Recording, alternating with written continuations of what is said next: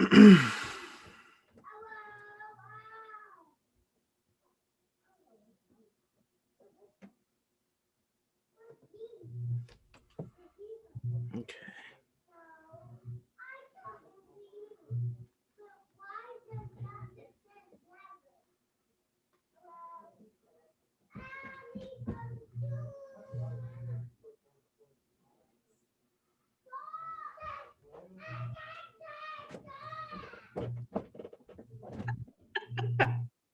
You hear them?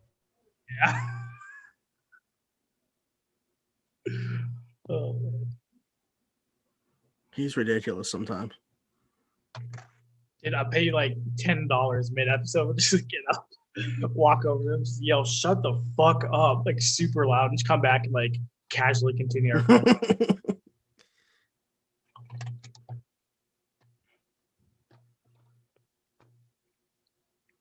Yeah, you use. I mean, sometimes I hear him, but like you can't, and I'm like surprised. So that just shows how loud he was right there.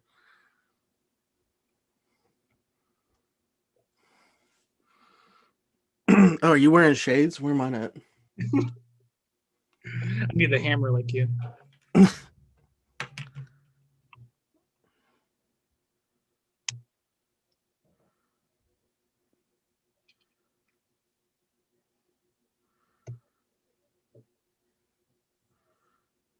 All right.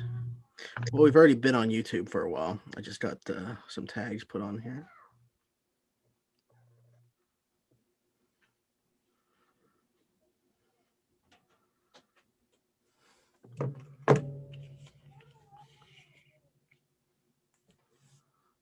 Actually, no, this is going to be super hard to read stuff. Okay. Ready? 3, 2, 1.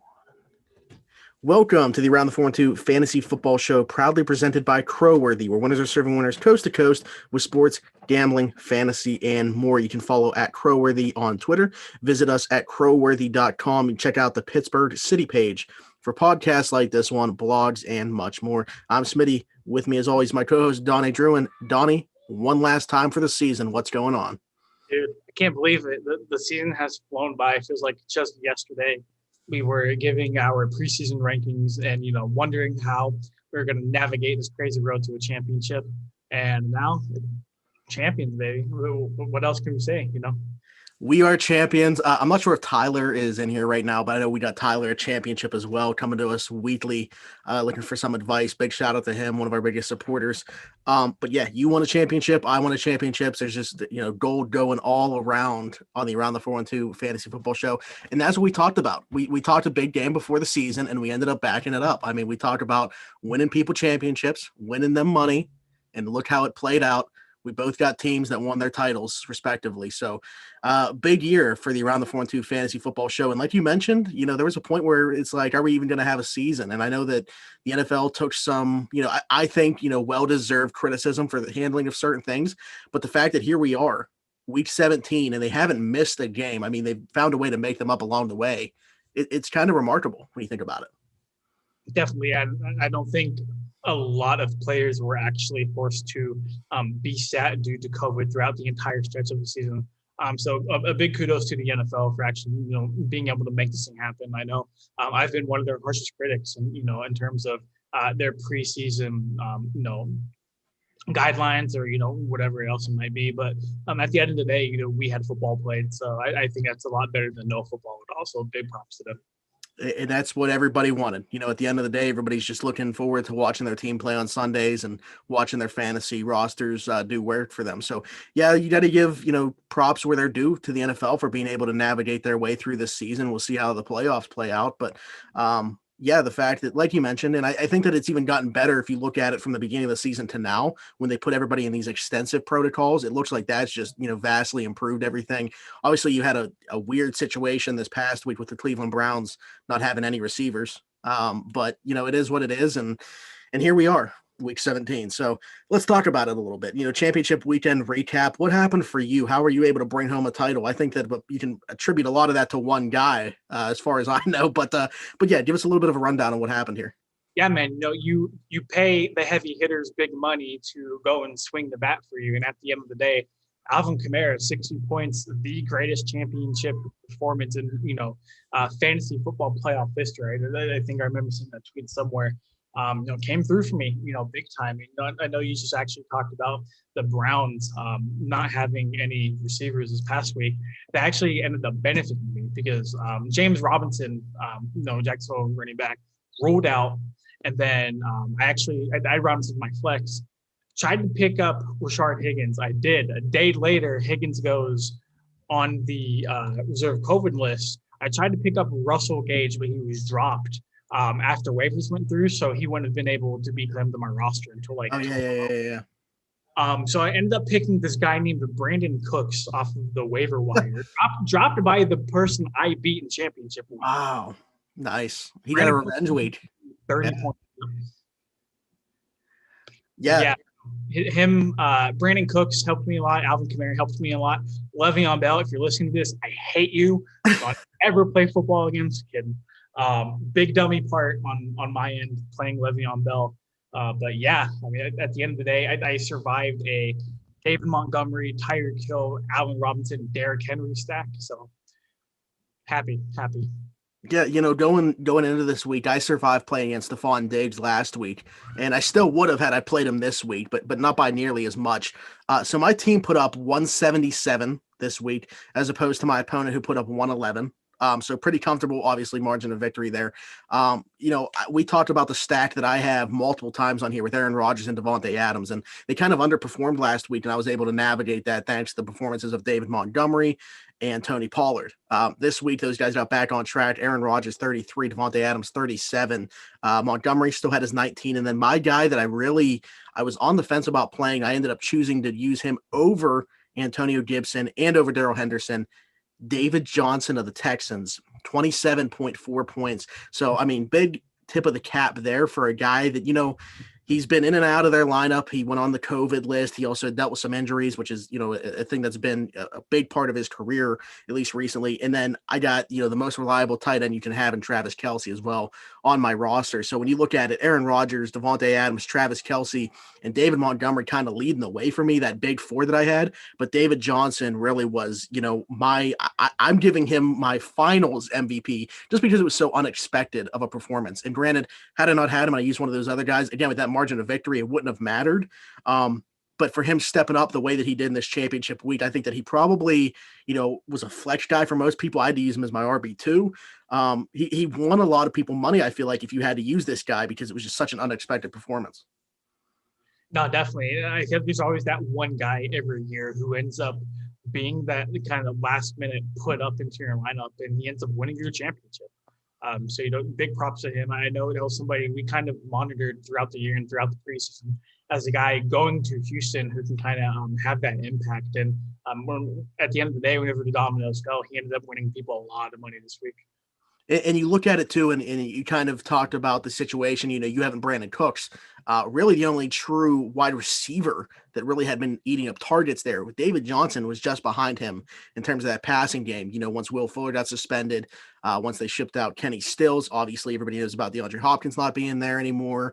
Randall Cobb has also been hurt recently. So David Johnson, the opportunity they had in that backfield was just so great. And it was kind of expected for me at the beginning of the year. And it really just blossomed, as the year came to a close. But at the beginning of the year, I was looking at that situation saying, listen, if they made that trade, they have to utilize this guy to make it look like it's paying off in any way. And, like I said, it's kind of been up and down. He hasn't had, but the workload was always there. And now these last couple of weeks, like I mentioned, he's been a guy that you could call a league winner, along with a guy like David Montgomery, who we brought up a ton on the show, turning himself into an RB1. And he's a guy I'm going to talk about a lot during the show. So I'm excited to talk about him as we look towards, with one eye, the 2021 fantasy football season. Smitty, did you see anything from any other leagues that caught your eye championship week? Like any weird outcomes, any Well, so in the league that I run, the championship came down to my friends Doug and Sarge, with Doug winning that game by 29 points. Now here's the catch. He went into Monday night losing that game. Stephon Diggs, 41.5 points. So yeah, my championship was decided by Stephon Diggs' 3 touchdown performance on Monday Night Football against the Patriots, which was when that game started, I was like, oh no, because Diggs wasn't really doing a lot. I had literally just told another listener of our show, Ricky Duncan, that I was pretty confident about him getting 22 points. So I was like, oh my God, like I hate giving out bad advice. Like I would rather myself lose than tell somebody else terrible advice and them lose because of it. That's just the way that I am. Like, so yeah, so he ends up going off in this game, obviously the way he did, and 41.5 points, and Doug ends up winning the championship just because of that performance. Dude, that's crazy. I was perusing through the fantasy interwebs of Twitter and Reddit trying to find a couple of cool things. One guy lost by 1.2 points. He had Josh Allen, and the Bills ended up sitting Josh Allen halfway through the fourth quarter. So that sucks. It's definitely bad to be, even though I feel like if you needed more from 32 from Josh Allen, probably should have picked up the slack in other places, Yeah. So there was that. Some guy went 13-1 in his league, ended up losing by 2 points thanks to a monster Stephon Diggs outing. So it's definitely a bad beat as well. Some guy started Houston's defense over the weekend, netted him -3 points, lost the championship by 2. So that's definitely a bad beat. But, I always like to kind of see the good in people. And I don't know if you saw this or not. At Till Fickle on Twitter, phenomenal that name, tweeted out, "My uncle passed in October. He was the all-time commissioner for the 10+ years I've been playing. He somehow made it to the championship game, and the other guy did this. You're going out with champ. Love you, Chuck."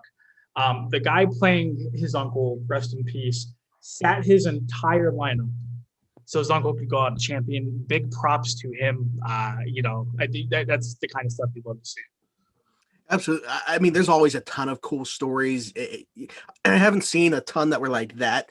You hear about the ones with, the loser of the league has to get a tattoo or something like that. And I always love hearing about those ones too. It's just so unique and seeing what people do as far as the way that, their leagues are. But yeah, that was really cool because I haven't seen anything really like that. I mean, it's miraculous in itself that his roster got to the championship.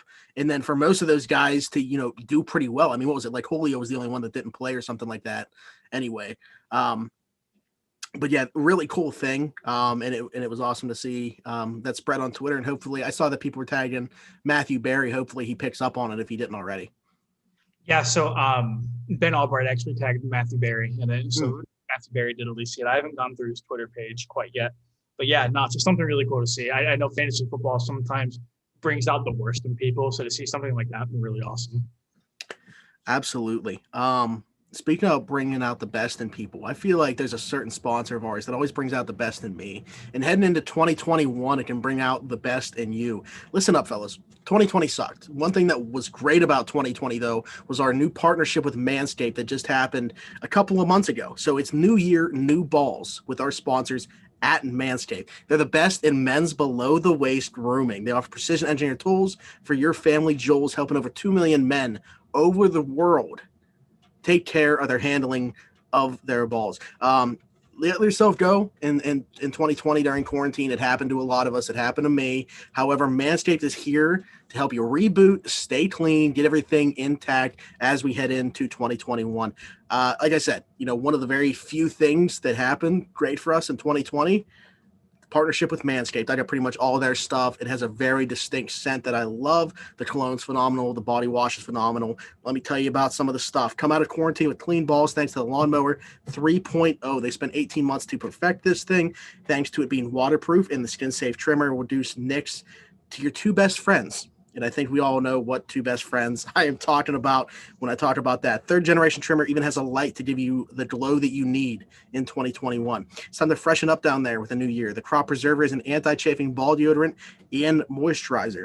You already put deodorant on your armpits. Why aren't you putting deodorant on the smelliest part of your body? Think about it. Why have we not been doing this all along? And for your to-go freshness, they got the Crop Reviver Ball Toner Spray. 2020 was awful, so make sure your boys are refreshed and ready for new beginnings in 2021. Manscaped, I mean, it just goes on. They even threw in their Shed travel bag to keep all your goodies stored comfortably. Speaking of comfort, the Manscaped anti-chafing boxer briefs come in the perfect package 3.0. I'm actually wearing them right now. A guy with hairy balls is like the year 2020. Don't be that guy. You can get all these products and more at manscaped.com, and you get 20% off plus free shipping when you use the code 412 at checkout. Again, that's code 412 at checkout at manscaped.com. You get 20% off plus free shipping. Your balls will thank you, and you can thank us. In terms of navigating, Stubbs is putting numbers in here with players, and I'm not sure what that was. I must have missed whatever his first thing was here. Next year's draft order: Kamara, Jones, Diggs, Robinson, Sims. If Diggs goes number 3 overall, I mean, is it like 10 points per reception, or he is somebody that I'm going to talk about here in a little bit, but I don't think he'll be the number 1 wide receiver, to be honest, off the board, but I don't think you'll see a receiver go in the top 5, to be honest, because I think that each and every year, it just seems like people are prioritizing that running back position more and more, and rightfully so, in my opinion. I think that we saw it again this year. The cream of the crop is what it is, even though one of the guys we're going to talk about being a little bit of a bust, only playing a few games this year. He might have been taken number 1 or 2. Donnie might have had that player on his roster. But listen, he's going to be right back in there next year. He's a touch monster, and running backs are just so much more valuable. Even though I will say this is going to be contradictory, but I'm willing to talk about, the way that my draft went and everything. The league that I won the championship in, and it's not going to be like this for everybody, I did go with a 0 running back strategy. So I went Devontae Adams, Travis Kelce, Robert Woods. Not full on, because I know we said when we did the mock, it was like 5 rounds or something like that. My first running back was my 4th pick. And you'll never, very rarely will that work out for you. But when you get guys like David Montgomery down the stretch, David Johnson down the stretch, I had Todd Gurley early in the year, and at the beginning of the year, he was scoring a lot of touchdowns, so that was okay. But really, the guy for me that I got to circle and give a ton of credit to, even though I didn't get to use him down the stretch, Antonio Gibson. He was a guy that I believed in a lot early in the season. I knew he would win that job and be, the touch favorite, even though J.D. McKissic did eat into a lot of that.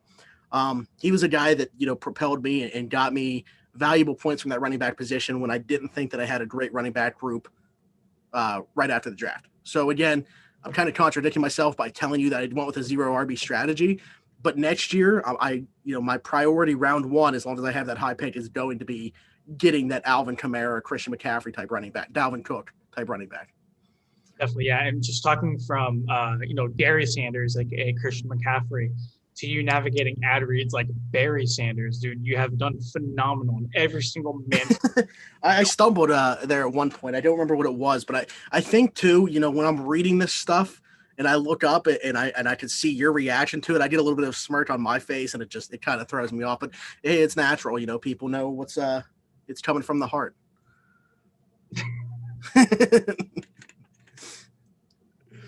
Oh man, dude, phenomenal stuff. No, all season, whether it's Crowworthy or Pod Hub, whenever we made a jump from them to Crowworthy or Manscaped. That's true. That transition took place as well. Yeah. Okay, so I know that we wanted to talk about who we consider like our fantasy MVPs. I'm sorry, and I don't know if we should talk about our team specifically, or just take a look at generally speaking the fantasy outlook as a whole. So I kind of did both. I mentioned a couple of guys that I had on my teams already who got me to where I was, but also guys that kind of flew under the radar and helped me win that championship down the stretch. So like for me, my fantasy MVP, I would look at first off the team that I didn't win a championship with, and it's because I got knocked out in the semifinals. I had Alvin Kamara on that team though. So had I won that semifinal matchup, I would have had Alvin Kamara in the finals. I mean, there wasn't a chance that I would have lost that game. But for a lot of people, obviously, you mentioned it already, the best Week 16 ever, the best fantasy championship output ever, Alvin Kamara has to be considered a fantasy MVP, not just for that, but I mean, it's not like he didn't do it the whole season. He was doing it for the whole season. There was a little bump in the road there when Taysom Hill took over, but look at where this guy picked back up when Drew Brees entered the lineup again. So he definitely has to be up there. For me personally, I'm looking at Devontae Adams and David Montgomery for what they were able to do. Devontae Adams kind of fell into my lap. I had in my mind I was going to take Michael Thomas, 7th overall. He went 6th. And I was like, man, I'm just not in love with the running backs here. I think Devontae Adams is a guy that could lead the league in targets this year. And I was like, in my head, I was like, I'm going to draft a quarterback late. Maybe I could potentially get Aaron Rodgers later in the draft, which I ended up doing. So Devontae Adams, phenomenal season. ridiculous. I don't know what else to say about it. And David Montgomery, just what he did down the stretch. I mean, turned into an RB1, turned into a lead winning type running back. My last guy I put on here wasn't on one of my rosters, but I assume that other people are going to give him a ton of credit for winning their leagues. Stephon Diggs. I mean, what else can you say about the guy? You know, there was some question as to how he would work out in Buffalo, because I know there was a little bit of question about his personality, and I thought that was all BS. Just not a good situation for him in Minnesota. And that's the way it is. Some guys they want a new situation. He wanted a new situation, goes to Buffalo. I thought it was a perfect fit for what he would do in that short to intermediate game for Josh Allen. And look how it's played out. I mean, he's a legit number one of the better receivers in the league. We already knew about his route running, but just look at the numbers he's putting up this year in Buffalo. And it's been the whole season, one of the more consistent guys. So I think that he has to be considered a fantasy MVP for a lot of people too. Yeah, and I think there's a ton of great guys you can put into this conversation. James Robinson, for a very, very large portion down the stretch, can be considered at least one of the regular season MVPs for how he carried teams. I mean, we're talking about a guy who played on the number one overall pick, clinching Jacksonville Jaguars now, and no matter what matchup he had week to week, he came out and produced results. And I mean, that just goes to show how much of a factor he's going to be moving forward. My fantasy MVP, you already know who it is. It's Alvin Kamara. I mean, you already touched on everything. Finishes RB1, obviously. You already pointed out he had the greatest fantasy championship performance and basically all throughout recorded time in fantasy football. Going back to when people did the scores on pens and paper. Oh man, yeah, they had to plug it into computers that were tall as our ceilings and made like weird sounds every booted up. Yeah, but no, Kamara averaged 25 points per game, only had one game under 10 points. That's whenever Taysom Hill first emerged onto the scene. And I think when you talk about fantasy MVPs, you talk about the guy who brought home the bacon for you. And I don't think while there were guys like Stephon Diggs, Devontae Adams, Josh Allen, Aaron Rodgers, those kind of guys, at the end of the day, Alvin Kamara legitimately won people fantasy leagues this week. Yeah, I mean, my dad actually had to go against him this week in a final. On top of who else was it that he was going against? I tweeted it out. It was somebody else. Oh, Adam Thielen in that same game, who had a pretty nice game too. Like he was down 80 points before any other games of the week were played. So absolutely ridiculous. Something he couldn't come back from. And yeah, so Alvin Kamara single-handedly did hand people some championships. We did get a question here in redraft leagues. What kind of draft capital would you invest in a Travis Kelce? How wide is the gap in terms of draft capital that you would invest between him and the other top tight ends? So I look at him. I actually got him. Like I said, I picked him in round 2 this year, and that's probably where I would take him. I'm wondering though if he could sneak into the back end of round 1 next year based off what he did. Because I mean, he's like a receiver. I mean, you can draft him like he's a receiver in that offense. And it's so when you talk about the gap, I would say that I would feel super comfortable putting George Kittle right back in there. I understand the injury and everything like that. But, and I understand there's a little bit of uncertainty about what the quarterback situation is going to be like. Is it going to be Jimmy G or is it going to be somebody else? Regardless of who that quarterback is, I think if anything, you could see him even be improved upon.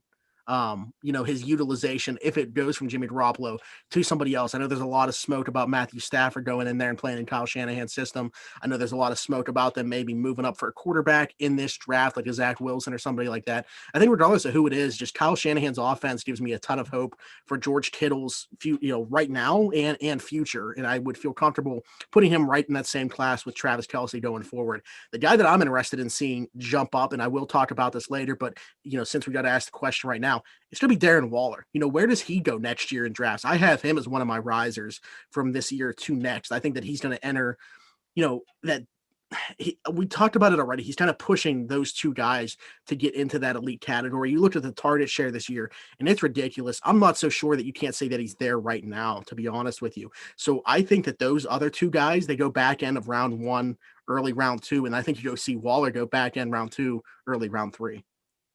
In almost every draft I've ever done, Kelce has always been usually the first tight end off of the board, and then he usually sneaks in around that like early second round range. But no, I completely agree with you, especially with him essentially leading the league in receiving yards throughout the entire year. You might take into consideration a guy like Travis Kelce, especially if you're in the league, a premium tight end league that allows, I think it's like 2 points per reception, like for tight ends at that position. Just absolutely bonkers numbers. Just in terms of like capital you would invest into drafting him. I've never been the guy to draft tight ends early. I've won the last 3 of 4 years in my league by not drafting a tight end super early, and I've usually picked up like a kind of like a roll of the dice, like in the middle of the draft, and then kind of playing the waiver wire. So personally, I've had success in not playing the tight ends, but I feel like almost every fantasy team with a guy like Travis Kelce, was a guy like Kittle or Waller, anybody else just named, they fared very, very well, especially at a position where you have to put somebody there every week. And the drop off between the top and the bottom is drastically different compared to positions like receivers and running backs. Yeah. Well, first off, I saw Jacob just come in here. Jacob, what's going on? How we doing? Thanks for coming in.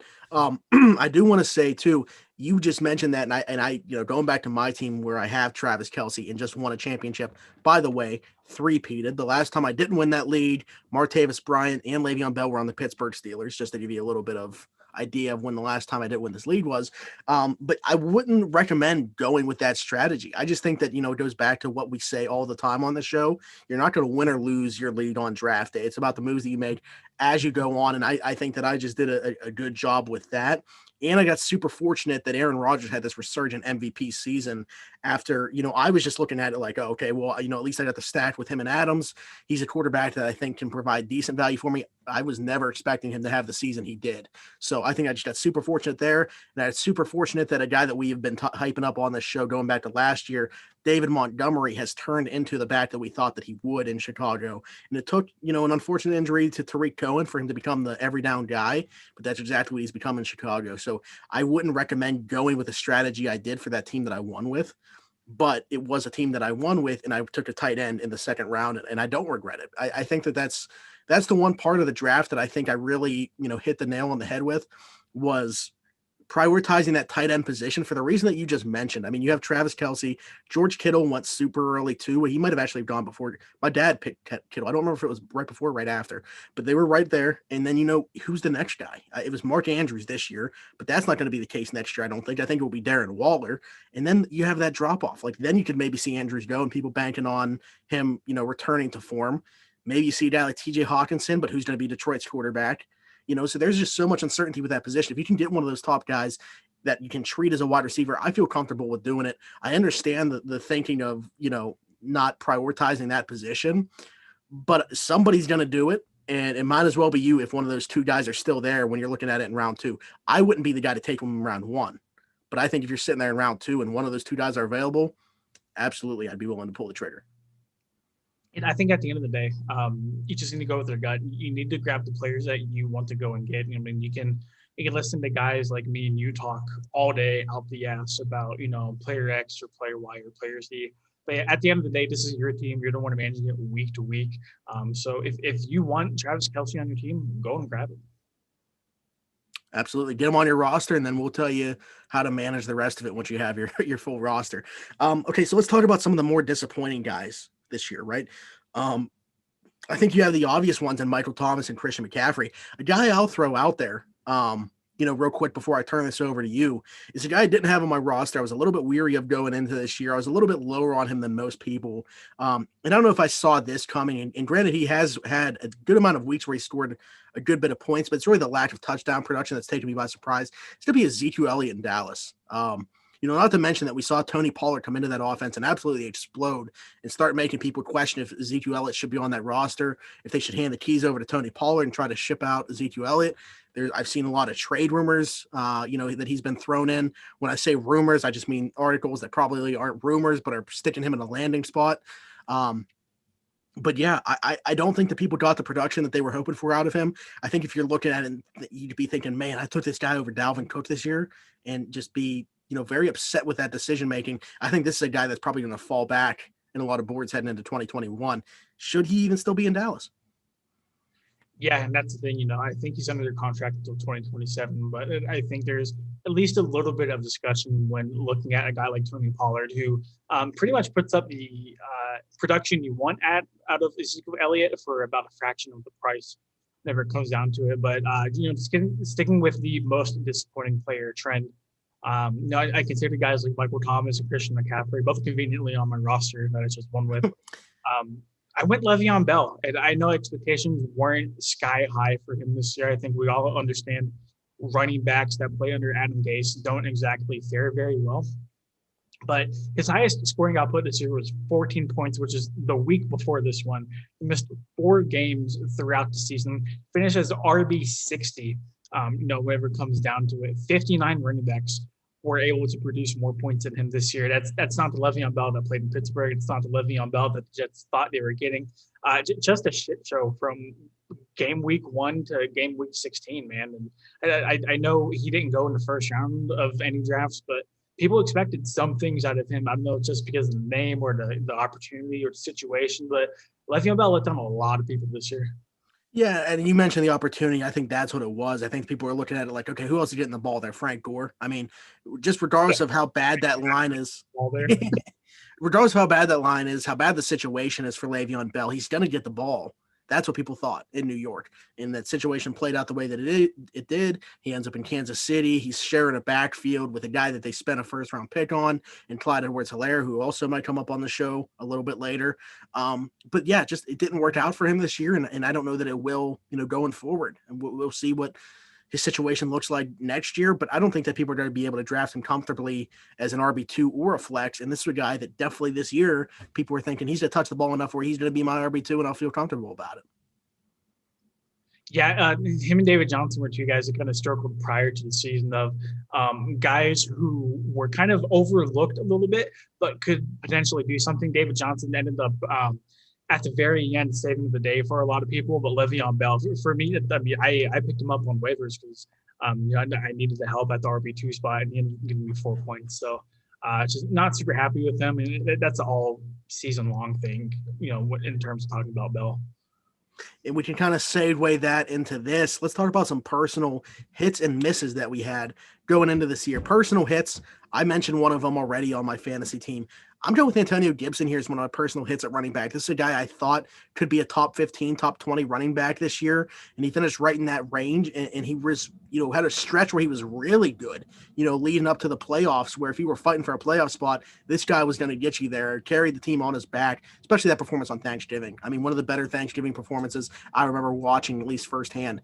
So this is a guy that I was very high on coming into the year. I thought he would win the job in Washington. That did happen. Granted, as I already said before, J.D. McKissic took some work away. This was still the clear-cut number one running back in that Washington backfield. I couldn't be happier about it. This was one of my draft crushes. I'm glad that it paid off.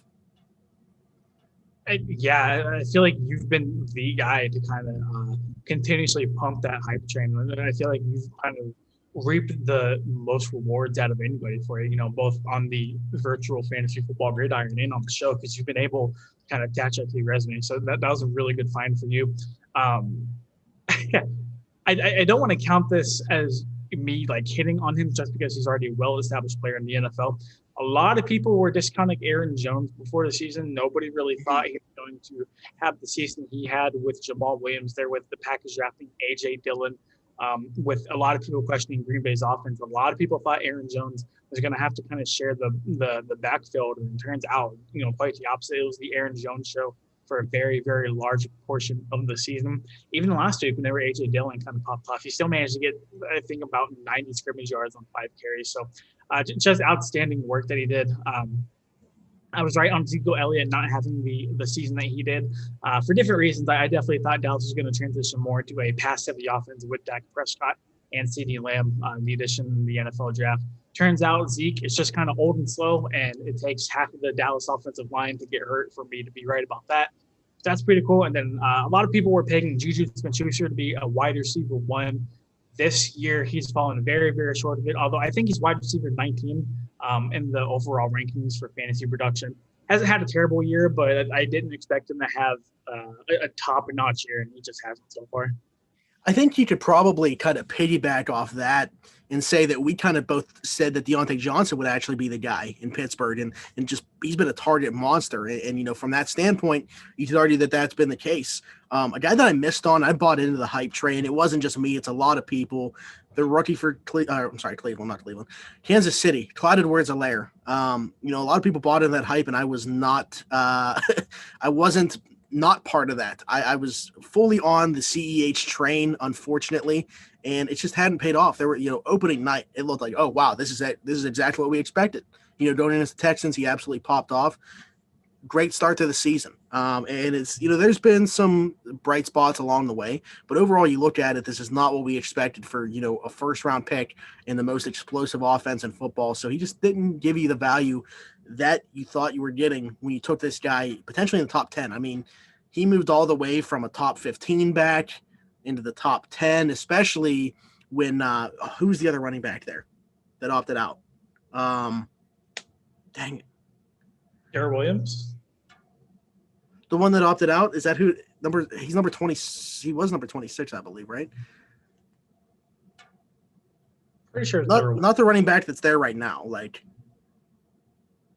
the one that should have won Super Bowl MVP last year. I don't know why I'm liking right now. Damian Williams, yeah. Damian Williams, okay. I think Darrell Williams is the one that's there still. But anyway, when he opted out, CEH just shot up draft boards, and I completely bought into that hype. So I would say that that's one of my misses for sure. Then I did just a wide receiver one here, a guy that I hit on. I thought I don't know where exactly he was going in terms of the draft, really. Allen Robinson, though, was a guy that I was, pounding the table, regardless of who the quarterback is. I think he was a top 7 to 10 option. And I think a lot of people were skeptical of that because of that quarterback play, not know if it was going to be Trubisky or Nick Foles. It didn't matter because neither of them are good. But regardless of the quarterback situation, this is a guy that's just been putting up numbers. And that's been the case throughout his career. He hasn't had a good quarterback situation. He's partly to blame for that because he could have signed in Green Bay. And he even said that. But it's going to be interesting to see what happens with him next year. Should he go to a really good situation. On the opposite end of that, a guy that I was really high on coming off his huge year last year, didn't pan out this year. Chris Godwin in Tampa. I mean, it hasn't been there this year. Mike Evans is scoring all the touchdowns. Antonio Brown comes there and he's taking a ton of attention away. Chris Godwin's still a really good player. I mean, you still see the flashes, made that one-handed touchdown catch against Detroit just on Saturday. But from a fantasy standpoint, just, year long, and whether it be injury or whatever, the opportunity just hasn't been there, and he hasn't been the player that I expected him to be. Yeah, and you can't really account for free agent signings to impact the kind of things. I know you were talking about Clyde Edwards-Helaire. Nobody expected LeVeon Bell to be cut and signed with the Chiefs. I don't think anybody really truly expected Antonio Brown to play football again this year, let alone in Tampa Bay with the already stacked receiving core. So I wouldn't put too much on your plate in terms of kind of swinging for the fences and missing with that. A couple personal misses for me, and there's a lot on this list, actually. I was completely wrong on Josh Allen and Stephon Diggs a little bit to a fault as well. I did not think either of those two were going to connect like they have. I did not think Stephon Diggs was going to put up crazy numbers.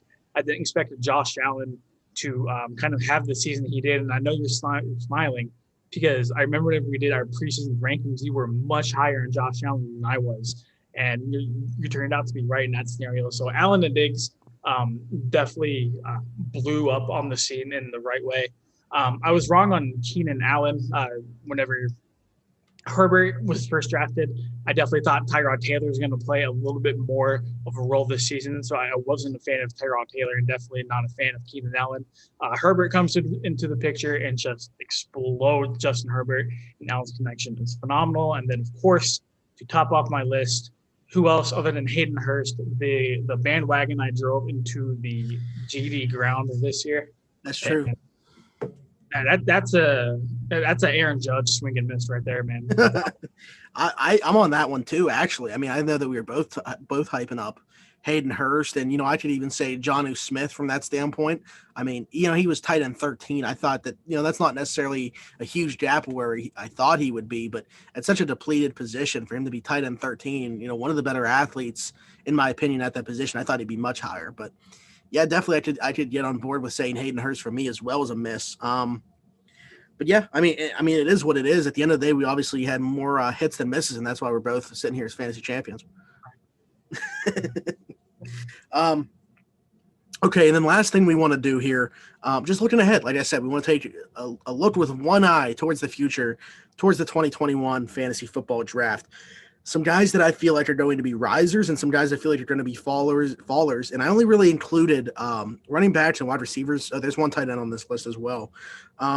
Just because I feel like those are going to be the positions you see go high, and maybe guys that you could still see go somewhat high, but I think are going to drop from where they got drafted this year.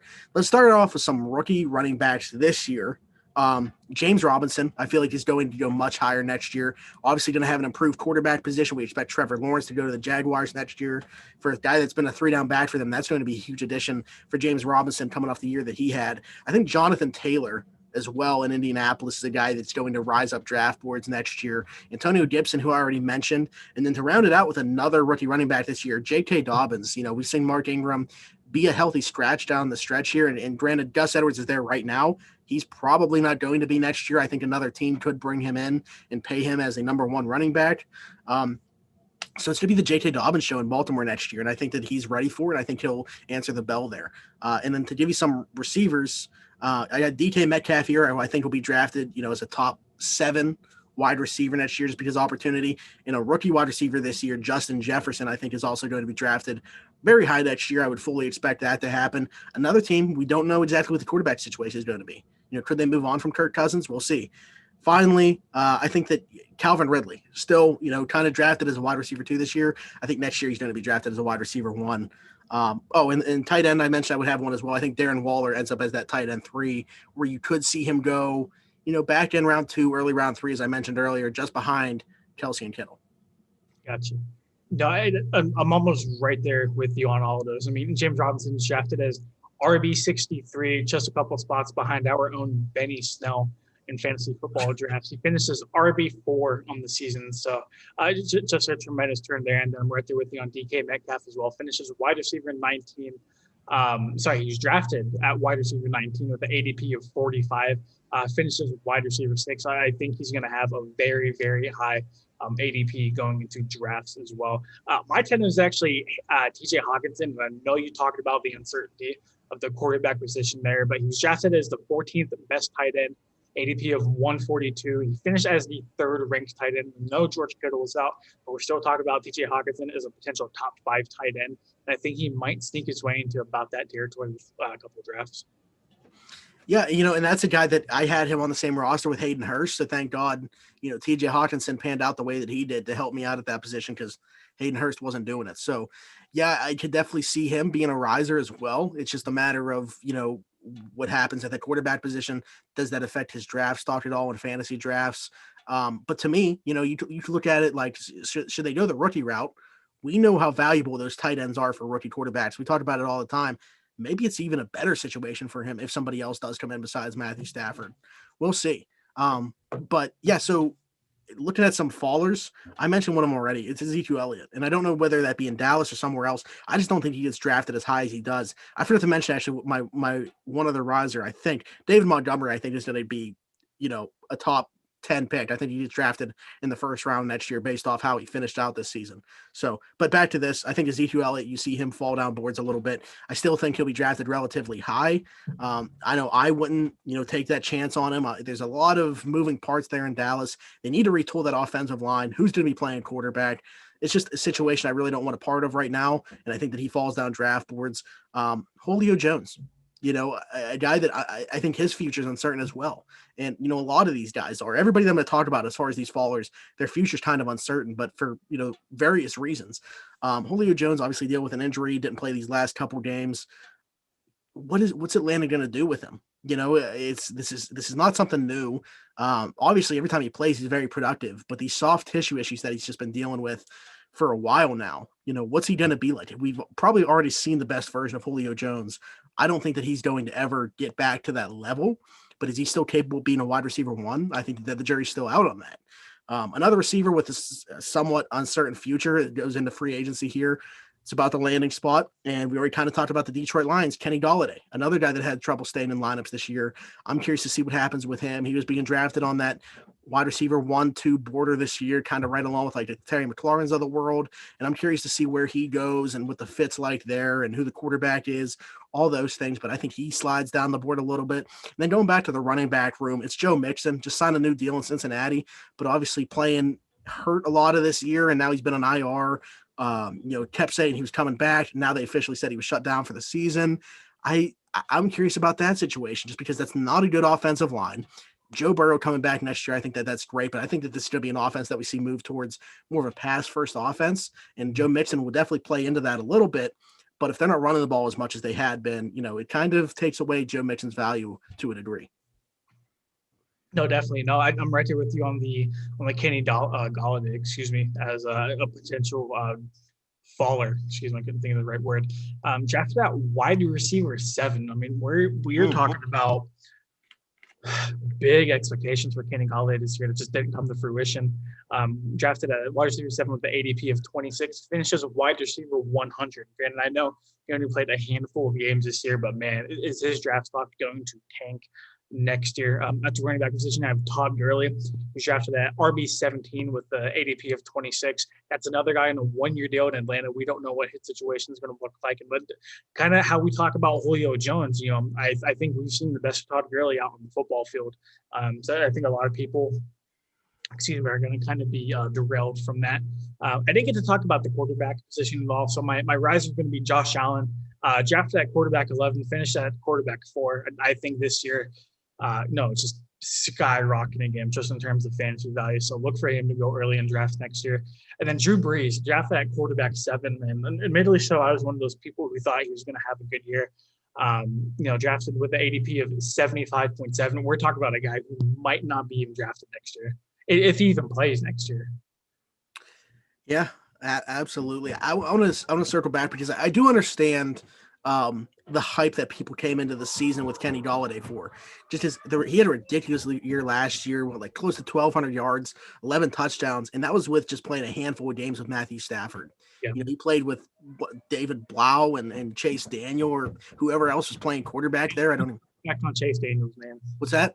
So let's put some respect on Chase Daniels. Listen, I mean, all credit to him. The dude's just been handed a bag after bag for his work in the quarterback room, but never for what he's actually doing on the football field. So I don't know what that guy's doing, but he's doing something right. Props to him. But if he's throwing you the football, you're probably not in a great situation. So, but Kenny Galladay, I understand the hype train that he came into this year with. I would absolutely have been on that. I guess you consider that, partially a miss for me because I thought he would have a nice year with Matthew Stafford coming back. But hey, Matthew Stafford came back, but he didn't. So never getting on the same page there. And now we don't know that he's going to be in Detroit anyway. So I can fully get on board with him being a faller next year. Obviously, I had him on my list as well.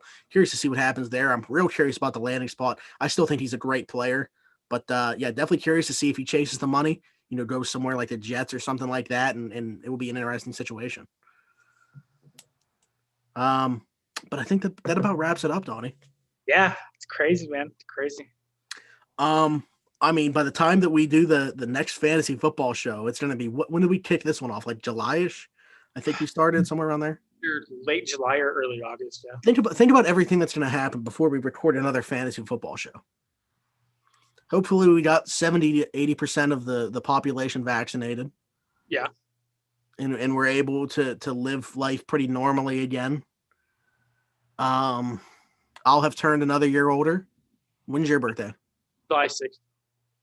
Okay, so yeah, you'll have turned another year older. There's going to be a whole slew of new. A lot of things are going to happen. Yeah. New rookies coming to the league. New landing spots and free agency. We'll see how that affects the outlook of the fantasy football world. Going to be very different, to circle it back to what we always do with us being Pittsburgh Steelers fans. That team could look a lot different as well. So who knows? It's going to be fun to monitor, but man, it's been a ride. It's been a lot of fun doing this show again, and I'm happy that we were able to bring it back this year, and it was a more consistent basis. Obviously, with me not dealing with an illness like I was the year prior, to be able to do this, every single week, it was a pleasure to be here with you each and every week, and win people a lot of money, win them a lot of fantasy games, and in the process, win some championships ourselves. Yeah, definitely. I think it's a really prestigious honor to not only just be involved with around the 412, everything you guys stand for and everything you guys do, but to have so many people just kind of rely on us for fantasy football opinions, and I kind of formed friendships through that, and through our Twitter group as well. So a shout out to everybody who listens. I mean, everybody's phenomenal. I love interacting with people, and definitely not the last time, at least until our season 3 of Around the 412 Fantasy Football. Not the last time that we'll be on here together, but yeah, I mean, we said we'd win some championships, and we definitely did. Absolutely. Yeah, I'm glad that you gave a shout out to all the viewers and listeners because I would have forgot, I think. But yeah, shout out to everybody that supports us in any way, whether you're a Twitter follower, an Instagram follower, you just found us on YouTube, whatever it might be. If you watch or listen to the show, we can't thank you enough for the support, and you guys keep us going, like I always say. And yeah, we hope that you were able to come away with some cash this year from your fantasy league. If not, next year's going to be redemption season for you. And what better way to get that than listening to advice from around the 412 Fantasy Football Show with Donnie and I here. And it wouldn't be possible without some help from some of our sponsors. So I'll tell you about two more of our sponsors. The first one, relatively new to the game here, and they're for Crowworthy. We talk about them all the time. That's who we're a part of.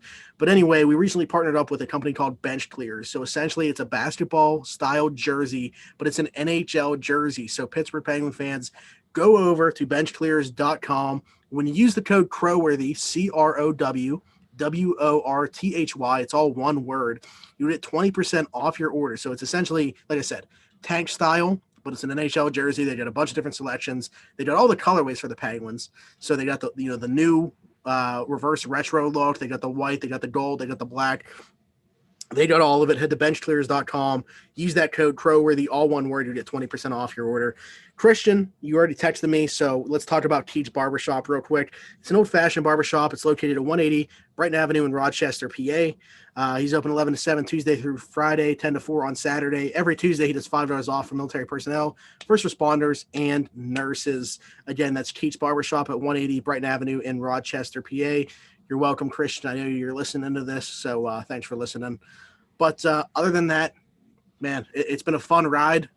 It's going to be weird not recording this next Tuesday, but we look forward to continuing to interact with you guys. If you have any questions, of course, you can DM us if you're in like a dynasty lead or whatever it might be, and you're kind of always monitoring your lead. Please feel free to shoot us messages. So we can't thank you enough for listening in on season 2 of the Around the 412 Fantasy Football Show.